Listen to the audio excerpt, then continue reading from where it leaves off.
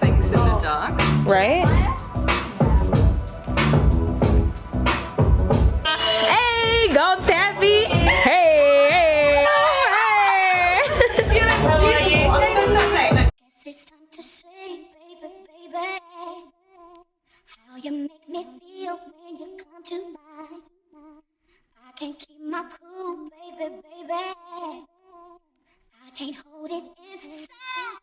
I can't wait each day just to see you up. Trying to move in close to get you where you are. Not trying to be rude, baby, baby. Nothing mention, nothing gain. Oh, I'm telling you, baby, baby, baby, baby.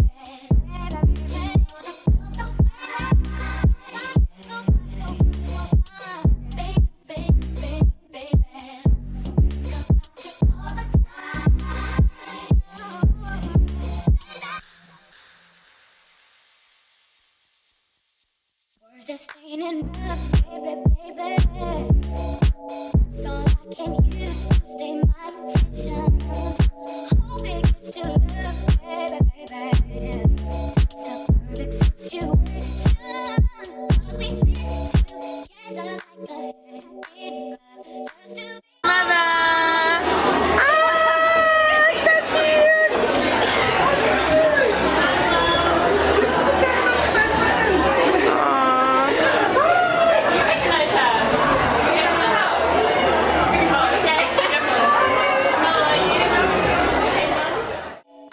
you is all I'm thinking of. What else can I say, baby? Oh, baby. We are singing a song to you, baby. You're gonna be fine. Thank you, Queen. Breaths and breaths and breaths. It's happening.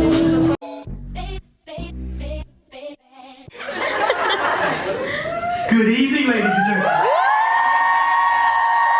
That's it.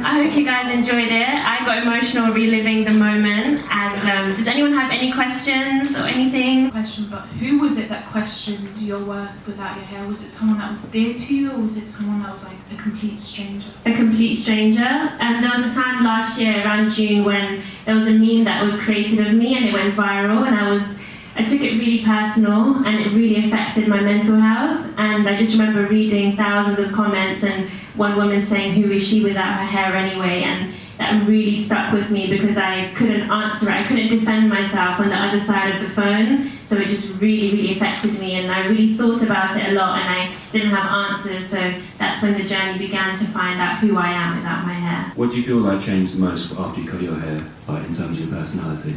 Before, when I would go on the underground or like just out and about, people would always talk about my hair or talk to me just because of my hair, and when I got rid of it, that stopped, and that kind of affected me because I felt like I didn't have a connection with people anymore. But then now it allows me to know that I'm enough, and I'm Mia with or without it. So personality-wise, it taught me to be more confident and to step out of my comfort zone. Sit still with yourself and ask yourself what's wrong and how you feel. You can try to hinder it with loads of different things like traveling or buying things or changing your hair, but it's really important to understand why you're upset or why you're emotional. And I think that played such a big role, because I thought by cutting my hair I would get rid of pain or anything like that, but it didn't really work. So I then had to sit down with myself completely raw and vulnerable, and it was very... I just wanted to ask a question about fear, Okay. because it's probably, I think, the biggest thing that I got, and it was inspirational to watch you cut your hair, but the bit before you cutting your hair is probably the one bit I I was shaking. I was like, oh God, no, wait, you know, and how do you, or what's the one thing you would tell, I think everyone in here, how do you get over that fear of actually just jumping off? Has my hair grown? There you go. Girl, but this And I totally understood what she meant by that. it's scary because how many times I've been in a point when I'm like, oh, I'm gonna cut my hair, and I look at myself, girl, you ain't gonna do shit. Sit down, you know. And it's because it's not the fear of it not growing back. It's the fear of what happens immediately after. You know, like what. But no one knows that. I didn't know that. And when I was having my haircut, I had a vision of what I looked like in my head, but that didn't match up. I thought I was going to look like Halle Berry, but it didn't. So, you know, I had to rock with Neolites. But you just have to, just don't think about tomorrow because it's not here yet. Just think about the now. If you feel that you want to cut your hair, which you do because you asked me, then go and do it. And that's all I gotta say, girl. Amen. I hope to see you with your big chop at the next event. As you are, and I look up to all of you in each and every different way you project your voices. So how do you do that? I want to start with you, Megan. How do I do it, or what should other people do? I guess a bit of both. Both. I'm very careful with who I follow because it was 4 years ago, and I was using social media basically as a comparison tool. Like every time I scrolled, every time I logged on, it was just to look at people who I wanted to look like. And if we are just logging on to look at, you know, impossibly beautiful people and then feel worse about ourselves, why are we doing that to ourselves? So that's one of the things that I'm still like very like tight on. I'm still like quite strict about who I have on my timelines. I'm not sure if any of you are aware of me online, but I was in quite a high profile relationship, and I broke off my engagement in 2015. And letting go of that situation completely changed my outlook on my own life. I was 25 at the time.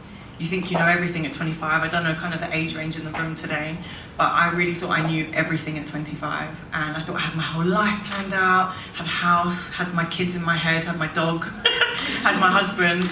And I completely made a decision to shift the entire course of my life. And it's something that I let go of, and it was very painful. Even though I was the one to make the decision, I was very, very hurt for a very long time. I'm still hurt. I'm not ashamed to say that.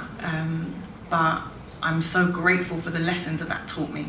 And as a 29-year-old woman about to be 30 in January, I am so much more evolved than I was at 25, and we never stop growing.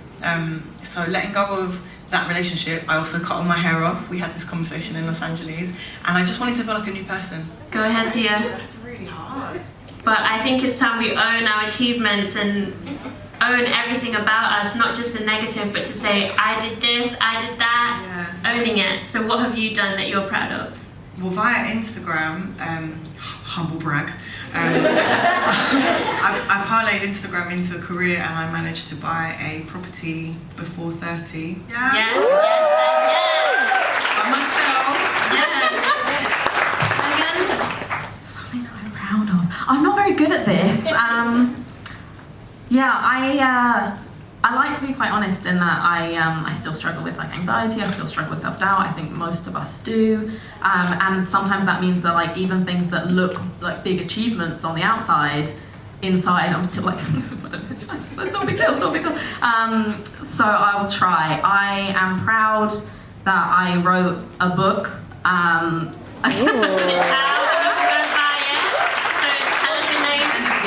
But it's called Plug yourselves. it's called Body Positive Power, and it's basically why we hate our bodies and how to stop warring against ourselves. And I graduated and I moved into my first home. So balancing university and social media has been really challenging, but I did it and I'm really proud of myself. I was like creative director and model of like the first ever Estee Lauder company. I used it as a chance to showcase like my culture, and I think that's one thing I'm very proud of. You good girl. Everyone give us after all of us for what we think we are, And I just want you to say it at the top of your lungs because I want you to feel it and feel your beauty and your worth. And I just want you guys to know that you are queens, you are kings, and own every bit of it. Oh. Yes, Tia. I am indestructible. I am indestructible. I am in alignment with my purpose. I am in alignment with my purpose.